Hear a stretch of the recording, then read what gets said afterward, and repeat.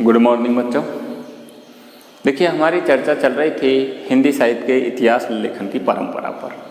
हिंदी साहित्य का जो इतिहास है वो कब से प्रारंभ हुआ, तो मैंने आपको बताया कि 19वीं सदी से हिंदी साहित्य के इतिहास लेखन की परंपरा प्रारंभ हुई थी। उससे पहले मध्यकाल में भी कुछ ग्रंथ लिखे गए थे, लेकिन वो ग्रंथ इतिहास की जो शर्तें हैं उनको पूरी नहीं कर पाए। और इतिहास लेखन की परंपरा में कुछ जो इतिहासकार थे हमारे, उन पर हमारी चर्चा हो चुकी थी, जिसमें पहला था गारसा दा तासी, जो एक फ्रेंच विद्वान था और उन्होंने फ्रेंच भाषा में ही हिंदी साहित्य का इतिहास ग्रंथ लिखा, जिसका नाम था इस्तवार दे ला लिटरेचर हिंदुस्तानी, जो 1839 ईस्वी में प्रकाशित हुआ, जिसका फर्स्ट भाग। सेकंड भाग 1847 ईस्वी में प्रकाशित हुआ। अगर समझे तो पहली बार एक फ्रेंच विद्वान के द्वारा हिंदी साहित्य का इतिहास ग्रंथ लिखा। दूसरा जो इतिहासकार था इतिहास लेखन की परंपरा में, उसमें थे शिव सिंह सेंगर। शिव सिंह सेंगर नाम के इतिहासकार थे, जिन्होंने शिव सिंह सरोज नाम से 1883 ईस्वी में शिव सिंह सरोज नाम से हिंदी साहित्य का इतिहास ग्रंथ लिखा, जिसमें लगभग उन्होंने हिंदी साहित्य के 1000 कवियों के कृतित्व एवं व्यक्तित्व का परिचय दिया। तीसरे जो इतिहासकार थे हिंदी साहित्य इतिहास लेखन की परंपरा में, उसमें एक अंग्रेजी भाषा के साहित्यकार थे जिनका नाम था sir George Grierson. Sir George Grierson, जिन्होंने अंग्रेजी भाषा में हिंदी साहित्य का इतिहास ग्रंथ लिखा, जिसका नाम था the modern vernacular literature of Hindustan. The modern vernacular literature of Hindustan, जो 1888 ईस्वी में प्रकाशित हुआ। और इसमें इन्होंने पहली बार हिंदी के जो कवि हैं उनको काल क्रमानुसार वर्गीकरण किया। किशोरीलाल गुप्त ने इसी विशेषता के कारण इसको हिंदी साहित्य का प्रथम इतिहास ग्रंथ माना। ये एक पत्रिका चलती थी एशियाटिक सोसाइटी ऑफ बंगाल, उसके एक विशेषांक के रूप में प्रकाशित हुआ। इस पर हमारी चर्चा हो चुकी थी। इसके बाद चौथे जो इतिहास लेखक थे वो थे मिश्र बंधु। 3 भाई थे, श्याम बिहारी मिश्र, सुखदेव बिहारी मिश्र, गणेश बिहारी मिश्र। तीनों ने मिलकर के हिंदी साहित्य का इतिहास ग्रंथ लिखा, जिसका नाम मिश्र बंधु विनोद था। और उसमें उन्होंने हिंदी साहित्य के लगभग 5000 कवियों के कृतित्व एवं व्यक्तित्व का परिचय दिया, जो एक विशाल काव्य व्रतखंड के रूप में था। आगे तो यहाँ तक हमारी चर्चा हो चुकी थी। इसके बाद अगले जो इतिहासकार है, इतिहास लेखन की परंपरा के अगले जो इतिहासकार है 5वें नंबर पे, वो हैं आचार्य रामचंद्र शुक्ल। आचार्य रामचंद्र शुक्ल, जो हिंदी साहित्य के एक श्रेष्ठ इतिहासकार के रूप में माने जाते हैं। आचार्य रामचंद्र शुक्ल ने सन 1929 में हिंदी साहित्य का इतिहास, हिंदी साहित्य का इतिहास, हिंदी साहित्य का इतिहास नाम से हिंदी साहित्य का इतिहास ग्रंथ लिखा। यह ग्रंथ हिंदी साहित्य के इतिहास नाम से इनका एक ग्रंथ था हिंदी शब्द सागर। 1929 में प्रकाशित हुआ था हिंदी शब्द सागर।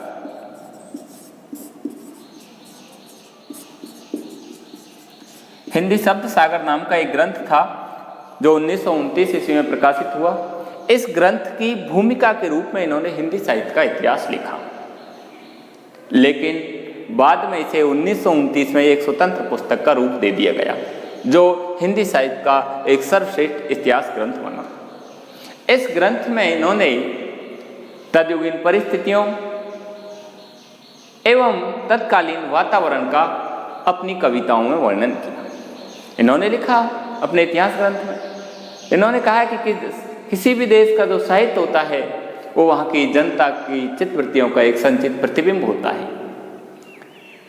अगर किसी भी देश का जो साहित्य होता है वो वहाँ की जनता की चित्तवृत्तियों का एक संचित प्रतिबिंब होता है।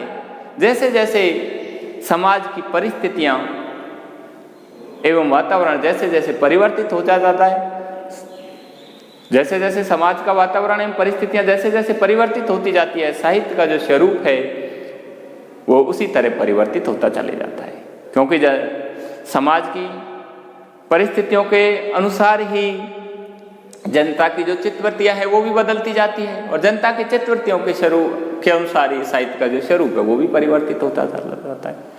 इस तरह इन्होंने अपने इतिहास ग्रंथ में तत्कालीन वातावरण एवं तत्कालीन ग्रंथों की जो प्रमुख प्रवृत्ति है उस प्रवृत्ति को प्रमुख आधार बनाते हुए इन्होंने साहित्य के इतिहास का वर्गीकरण किया है।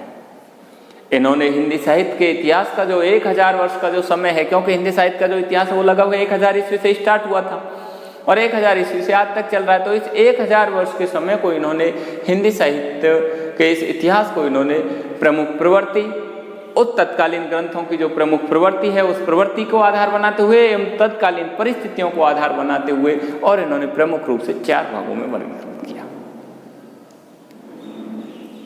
4 भागों में उसका वर्गीकरण कर दिया था। पहला था वीर गाथा काल, जिसकी समय सीमा इन्होंने विक्रम संवत 1050 से और 1375 विक्रम संवत तक स्वीकार की है।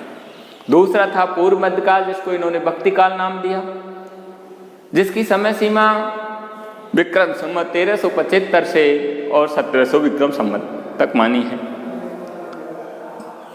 चौथा जो था वो था उत्तर मध्यकाल, जिसको इन्होंने रीतिकाल नाम दिया और उसकी समय सीमा थी 1700 विक्रम संवत से 1900 विक्रम संवत ईस्वी तक। और चौथा जो चतुर्थ काल था वो था आधुनिक काल, जिसको इन्होंने गद्य काल नाम दिया गद्य की प्रधानता के आधार पर और जिसकी समय सीमा थी 1900 विक्रम संवत से 1984 विक्रम संवत। इस तरह उन्होंने आचार्य रामचंद्र शुक्ल ने उस समय की परिस्थितियों को एवं उस समय के वातावरण को या ग्रंथों की प्रमुख प्रवृत्ति को आधार बनाते हुए हिंदी साहित्य के इतिहास को इन्होंने प्रमुख रूप से इन 4 भागों में वर्गीकृत किया, जिससे अधिकतर इतिहासकार हैं वो सहमत रहे हैं।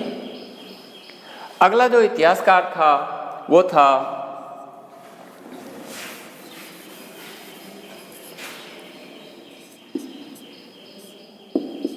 डॉक्टर राम कुमार वर्मा। डॉक्टर राम कुमार वर्मा हिंदी साहित्य के इतिहास लेखन की परंपरा का जो अगला इतिहासकार था वो था डॉक्टर राम कुमार वर्मा। डॉक्टर राम कुमार वर्मा ने हिंदी साहित्य का इतिहास ग्रंथ लिखा, जिसका नाम था हिंदी साहित्य का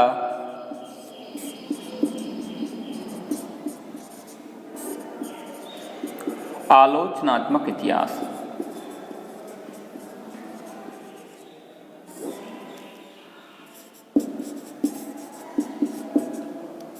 हिंदी साहित्य का आलोचनात्मक इतिहास नाम से लिखा और इस ग्रंथ का जो प्रकाशन है वो 1938 ईस्वी में हुआ। इस ग्रंथ में डॉक्टर रामकुमार वर्मा अधिकतर आचार्य रामचंद्र शुक्ल के जो विचार थे उनसे अधिकतर सहमत रहे, लेकिन इन्होंने इस इतिहास ग्रंथ में हिंदी साहित्य के इतिहास की जो समय सीमा है उसको ये आगे ले गए, पूर्व की ओर ले गए। इन्होंने हिंदी साहित्य का जो इतिहास है उसका प्रारंभ लगभग 1000 ईस्वी से न मानकर 1050 विक्रम से न मानकर 750 विक्रम संवत से माना है, 750 विक्रम संवत से, और इन्होंने 1750 विक्रम संवत तक हिंदी साहित्य का इतिहास माना है। इस 750 विक्रम संवत से और 1000 विक्रम संवत तक इन्होंने हिंदी साहित्य का जो आदिकाल है उस आदिकाल को ये पूर्व की ओर ले गए। पूर्व की ओर ले जा करके और 750 विक्रम संवत से 1000 विक्रम संवत तक इन्होंने जो समय सीमा है उसको इन्होंने संधि काल नाम दिया और 1000 विक्रम संवत से और 1375 विक्रम संवत तक का जो समय था उसको इन्होंने चारण काल नाम दिया। इस तरह हिंदी साहित्य के जो इतिहासकार है डॉक्टर रामकुमार वर्मा, ये हिंदी साहित्य के इतिहास को 1000 ईस्वी से भी पूर्व की ओर ले गए। 693 ईस्वी से इन्होंने हिंदी साहित्य का इतिहास प्रारंभ माना। अगले जो इतिहासकार हैं वो है आचार्य हजारी प्रसाद द्विवेदी। हजारी प्रसाद द्विवेदी, देखिए आचार्य रामचंद्र शुक्ल के बाद यदि किसी श्रेष्ठ इतिहासकार के रूप में जाना जाता है तो वो है आचार्य हजारी प्रसाद द्विवेदी। आचार्य हजारी प्रसाद द्विवेदी जो अधिकतर आचार्य रामचंद्र शुक्ल के जो विचार हैं उनसे असहमत रहे हैं उनके बहुत सारे विचारों का इन्होंने खंडन किया है और उनकी जगह अपने विचारों को स्थापित किया है। आचार्य हजारी प्रसाद द्विवेदी ने हिंदी साहित्य के 3 इतिहास ग्रंथ लिखे हैं, जिसमें पहला है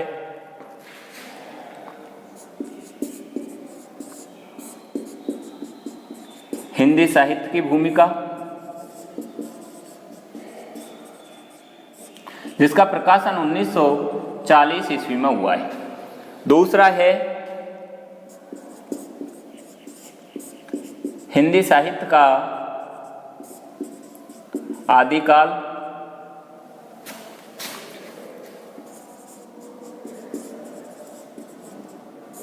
जिसका प्रकाशन 1952 ईस्वी में हुआ है।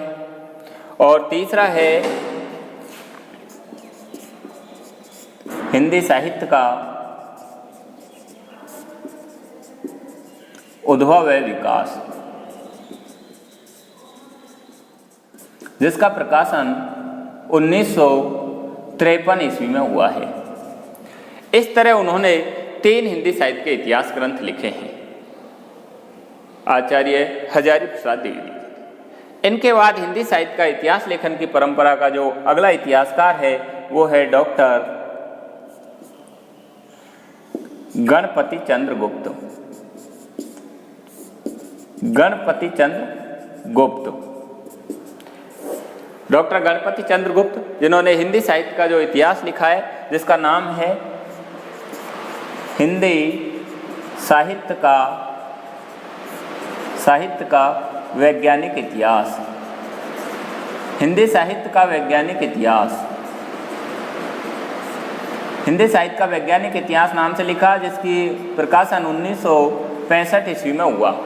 ये हिंदी साहित्य का वैज्ञानिक इतिहास नाम से जो इन्होंने जो ग्रंथ लिखा था, उसमें इन्होंने हिंदी साहित्य का जो इतिहास है उसको विकासवादी दृष्टिकोण को ध्यान में रखते हुए उसका वर्गीकरण किया और उसको प्रमुख रूप से 3 भागों में वर्गीकरण किया।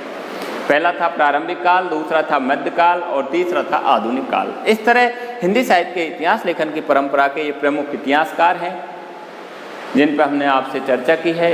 इसके बाद है हिंदी साहित्य के इतिहास का नामकरण, हिंदी साहित्य के इतिहास का वर्गीकरण व नामकरण, जिस पर हम अगले वीडियो में चर्चा करेंगे। धन्यवाद।